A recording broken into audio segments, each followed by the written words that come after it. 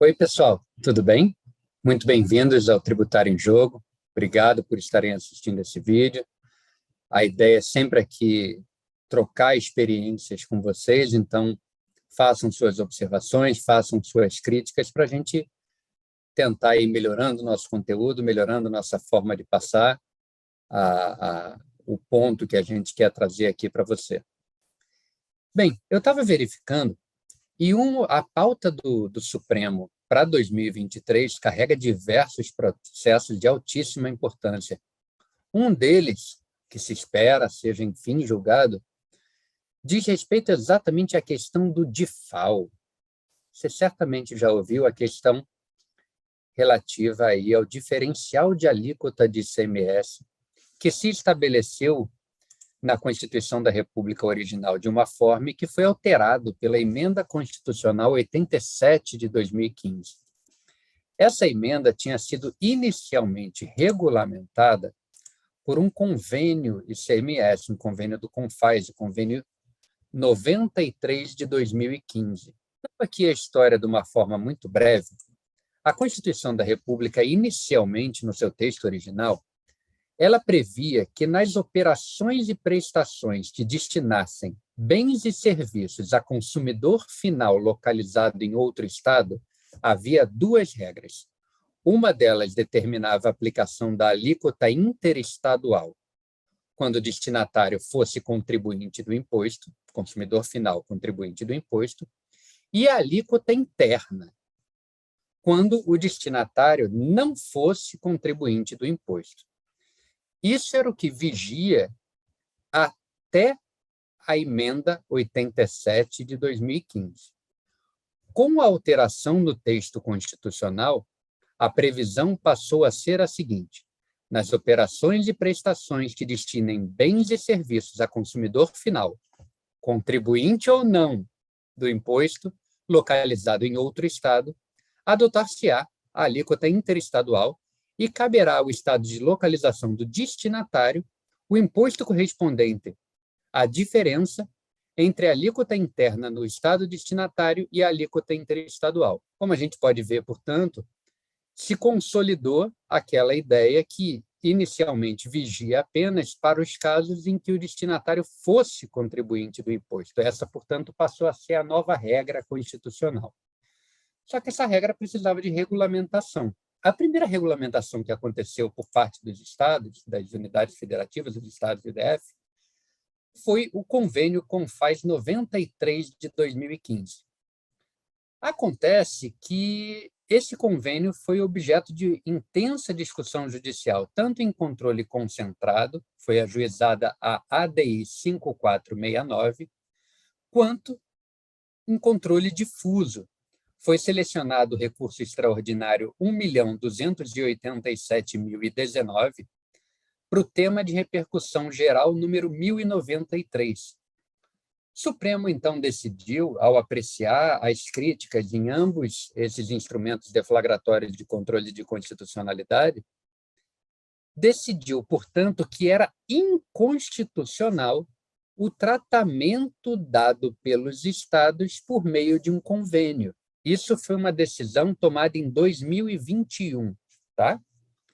O Supremo decidiu que era necessário que esse tema viesse tratado por uma lei complementar, porque estava sendo criada uma nova relação jurídica, para o caso dos não contribuintes, estava sendo criada uma nova relação jurídica com o estado de destino.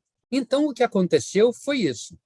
Só que o Supremo, ao julgar esses dois casos, o tema de repercussão geral 1093 e a ADI 5469, entendeu por modular os efeitos temporais dessa decisão. O que o Supremo fez lá em 2021? Empregou a técnica de modulação temporal e decidiu que era inconstitucional o tratamento dado pelo convênio, inconstitucionalidade formal, mas que até o final de 2021, até o final do ano em que houve esse julgamento, as cobranças seriam legítimas, seriam válidas essas cobranças. O que o Supremo e todo mundo imaginou? Bem, até o fim do ano, vai ser mais do que suficiente para ser editada a lei complementar que está sendo reclamada aqui.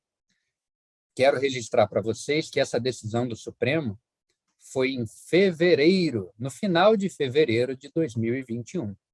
Ou seja, havia bastante tempo, de fato, para a presidência da República e para os parlamentares no Congresso Nacional editarem e sancionarem uma lei complementar que tratasse do tema. Só que o tempo passou, e passou, e passou. O Congresso, no final de dezembro, aprovou o projeto de lei complementar tratando do DIFAL e encaminhou, ainda dentro de 2021, a sanção do presidente da República. Acontece que essa sanção acabou acontecendo apenas em 2022. E aí um problema danado se instaurou.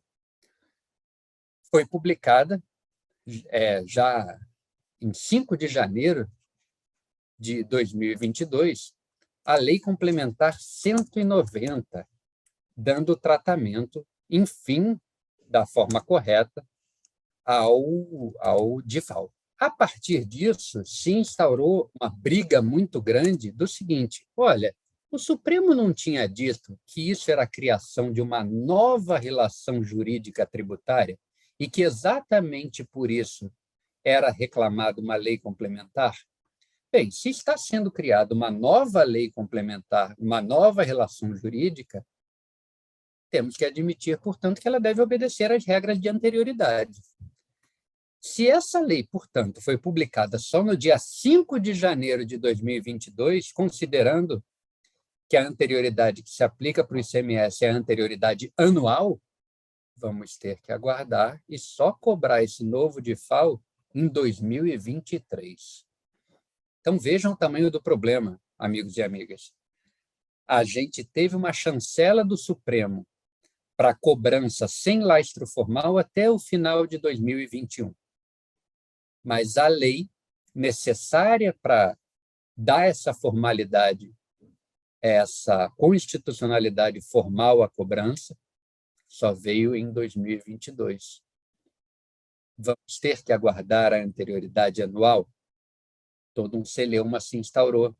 Há uma discussão ainda vigente no Supremo, principalmente por meio das ADIs 7066, 7070 e 7078.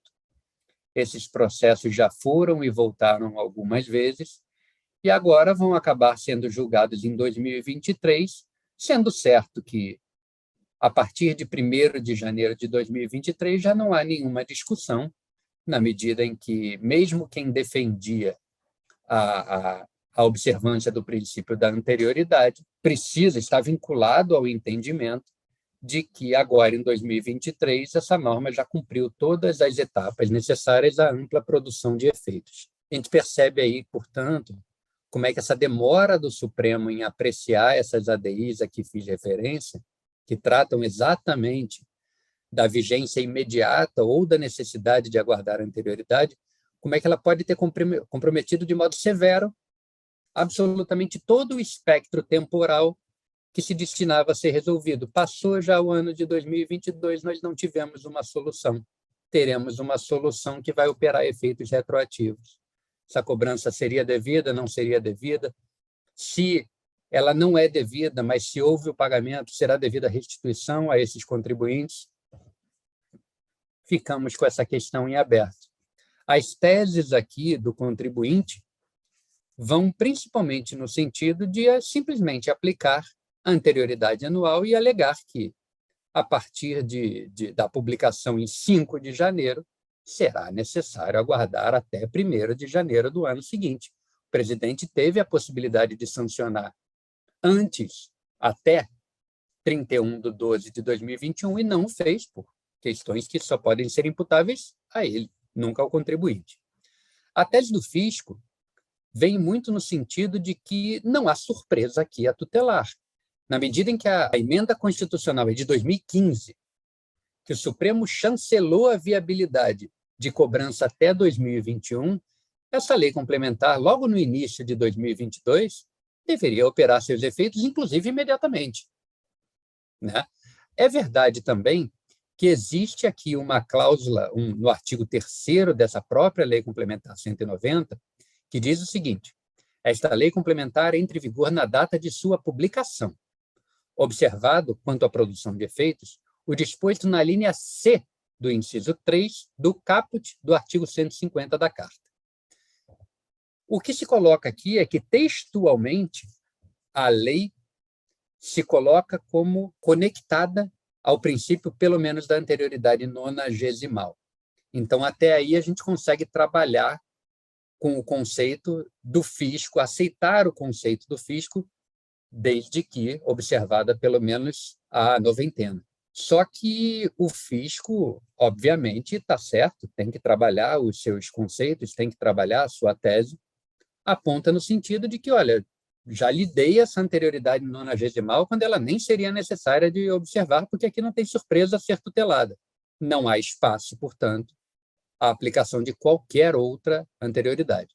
Essa é a tese do fisco. Vocês percebem que certamente é uma tese muito similar àquela que a gente vai observar no conflito entre os decretos 11.321, 11.322 e 11.323, que são de 30 de dezembro de 2022, que foram revogados pelo decreto 11.374 de 2023, que foram publicados dia 2 de janeiro de 2023. A tese sempre será no sentido de que, olha, aqui não há surpresa a ser tutelada, então não é necessário observar as normas constitucionais que circunscrevem os princípios de anterioridade tributária. Essa é uma questão que ainda está em aberto. Acredito que a definição desse ponto pelo Supremo vai ser determinante para a solução de diversas outras discussões, inclusive essa, a que acabei de fazer referência, dos decretos. Como se vê, é um tema relativamente complexo, porque não comporta aquele tipo de solução simplesmente gramatical. Se nós usarmos uma solução apenas gramatical, vamos acabar caindo apenas no noventena, neste caso aqui. Então, agora é aguardar e torcer que o Supremo consiga dar a melhor solução a esse ponto e que, enfim, ocorra de modo definitivo e que o Supremo consiga decidir pensando não apenas neste caso da Lei Complementar 190, não apenas nos casos a que fiz referência também dos recentes decretos, mas que consiga desenhar com linhas firmes a importância da observância desses princípios de anterioridade que foram criados exatamente para proteger o contribuinte, não para gerar no contribuinte ainda mais um ônus de ter que demonstrar que houve uma surpresa específica num determinado caso. Muito obrigado a todos. Foi uma prosa legal. Por favor, tragam suas considerações para a gente poder seguir evoluindo. Muito obrigado, um forte abraço, tudo de bom.